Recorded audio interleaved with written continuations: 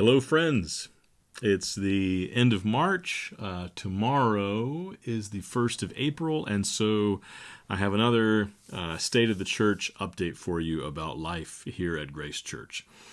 After a very long year, more than a year, there are some big changes coming finally, and some normalcy on the horizon, possibly. As you all are well aware, when it comes to COVID, the numbers in our area are relatively low compared to those spikes over the winter. Infection rates and hospitalizations are all down right now, and vaccinations are continuing. It's been a little while now since anyone in our congregation that I'm aware of has been sick with COVID or has had to quarantine because of an exposure or something like that. It does look like COVID is not going to go away entirely, but also that it's increasingly manageable. And if things continue as they are, it's possible that all adults who want to be vaccinated will be able to be by sometime in June, which means that at that point there won't really be anything for us to wait for anymore. There's not going to be any more hold on until this happens. Everything will have happened, and so at that point our lives as individuals and together as a church are going to be pretty much what they are. What that means for Grace Church is we're planning to have church life look normal again come this fall, the fall of 2021. And now by normal, I don't necessarily mean exactly like it was before. By normal, I mean unrestricted, without limits on our gatherings and our interactions, the stuff that we've been accustomed to for so long now. We're going to be able to plan and do pretty much whatever we want to do. There are some nuances there, of course. What about government restrictions? Those are peeling back right now, and I'm sure that's going to continue through the spring and through the summer. How quickly those things peel back and how we conduct ourselves as they do is something that the elders are discussing and are going to continue discussing. What about COVID variants and local spikes in cases? There might be a period of increase in local cases where hospitals are filling up again and we decide to throttle back our activity for a little while. Or there might be a COVID outbreak among families here at our church and we choose to suspend some of our activity temporarily. Those things are possibilities, of course, but even with some setbacks like that, the big picture is that we're expecting to be back to life together, unrestricted, come the end of the summer and the beginning of the fall, which is good news. The elders and the education committee are talking through what that's going to look like in terms of weekly schedule and activity. Where do we pick up right where we left off and get back to business as usual? And where do we take this opportunity to do things a little bit differently? We don't know, but we're making plans about those things because it looks like the end is in sight here. Right. So be expecting, come the end of the summer, the beginning of the fall, things to look very different. Between now and then, we're looking at a transition period. A few months of slowly but steadily peeling back restrictions and ramping up activity. We'll have more group activities in person and indoors, more Bible studies, children's ministry activities. We're going to have our nursery starting again here very soon. More activities, period. Even potentially as the weeks and months go by, some big social events again. Right now, the state permits gatherings indoors of up to 50 people and 100 outdoors for just social events. So we can do some things like that. Expect to see more people at our services who have been gone from our public meetings for some time. As time goes on, we're not going to have to give so much attention to things like social distancing and mask wearing. Bruce and I and the music leaders at some point soon are going to stop wearing masks when we're up in front of you on the platform on a Sunday morning. The hymnals and the pew Bibles are going to return to the pews. The offering plate and the Lord's Supper are going to be passed again at some point in the future, etc. Things will start to look familiar again. We will plan to keep these services streaming online probably forever now, indefinitely. We're going to keep some Bible studies and prayer meetings on Zoom.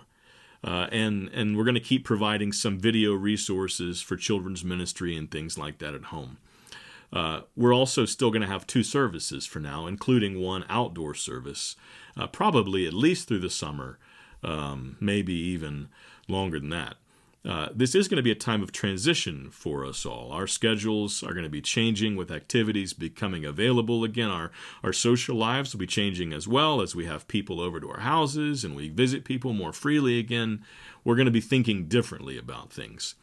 And that transition out of these restrictions is probably going to be just as difficult in some ways, maybe more so for some of us than it was getting into these restrictions. There's going to be a lot of variety in our individual ideas and comfort levels as we figure things out in this next phase.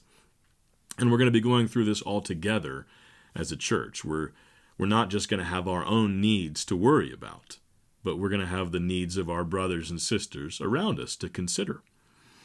And for that reason, I want to appeal to you all again to be patient, to be gracious, to be humble, to be kind to one another. In one sense, there's relief that we're getting to the end of all of this stuff, potentially. In another sense, we're entering now into an especially dangerous place in terms of potential division. Folks are going to be showing up to services at Grace who haven't been here in a year, and they're going to feel nervous, maybe more so than some other folks in the room are going to feel.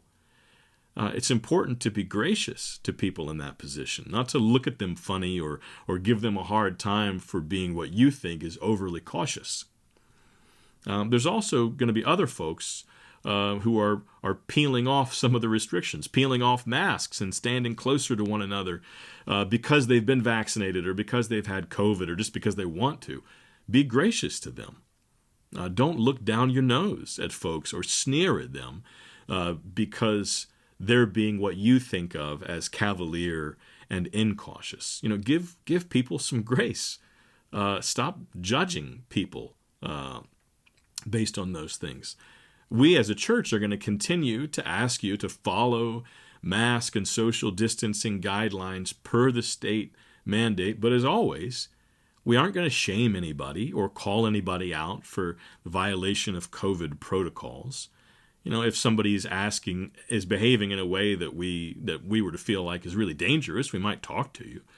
But if somebody isn't wearing a mask in one of our services, we're going to assume they have a good reason for not wearing one.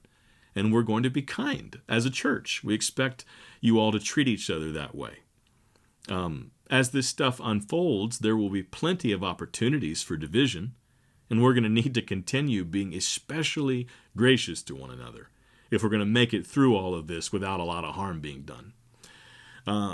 With that being said, I want to mention vaccines are also an area where we need to be gracious to each other. Some of us have already received vaccinations. Some of us aren't eligible for vaccinations yet. Some of us aren't planning to get vaccinated yet. And some of us aren't planning to get vaccinated at all, maybe. The elders have discussed the issue of vaccinations at some length together. And we're content that it's neither unwise nor ungodly to get vaccinated against COVID-19. And in fact, there is a pretty strong argument to be made that getting vaccinated, if you're able to do so, is an act of love to the folks around you, as it mitigates the spread of this disease that is harmful to folks, and it accelerates our ability to get back to life together as a church. We're also content that all the vaccines that are currently available, including the Johnson & Johnson vaccine, are acceptable for Christians to receive and don't need to be rejected on the grounds of conscience because of the way they were researched or developed or tested. Now, we've thought about that carefully. If you want to know more about why we think that, how we came to that conclusion, I encourage you to reach out to me, reach out to Gordon Birch. We can explain to you our thinking there. We'd be happy to talk with you through it. Now, with that being said, though, I also want to make it crystal clear that it is absolutely up to the conscience of the individual as to whether or not to get a vaccination. And Christian people have the liberty to make that choice for themselves. No one is going to be bullied or shamed or ostracized at Grace Church because of their choice to get or not get a vaccination. I've been vaccinated. I expect that most of the folks in our church will be, based on the conversations I've been having, but not all of us. And that is fine. We're never going to have vaccinated and unvaccinated services or Bible studies or nursery or whatever. We're going to continue to be one church together, one family that shares one faith in the one Lord. We're all to be in agreement about those things the Bible speaks to clearly, like the gospel, like sin and grace and submission to the authorities that God's put over us. But in those areas where the Bible does not speak directly, like vaccinations, we will not take a hard stance as a church, and we will not judge each other as Christian brothers and sisters. Now, I know that this is a sticky issue. All of this stuff in the coming months and how we're going to conduct ourselves is potentially going to be sticky, I know. It'll be complicated. Churches have divided and even been destroyed over far less than some of the things that we're going through. But I don't think that's going to happen to us here. God has kept us, He's kept our congregation through some very difficult times recently, some unexpected times. The waters have been pretty rough, but He has kept us afloat and He's kept us together.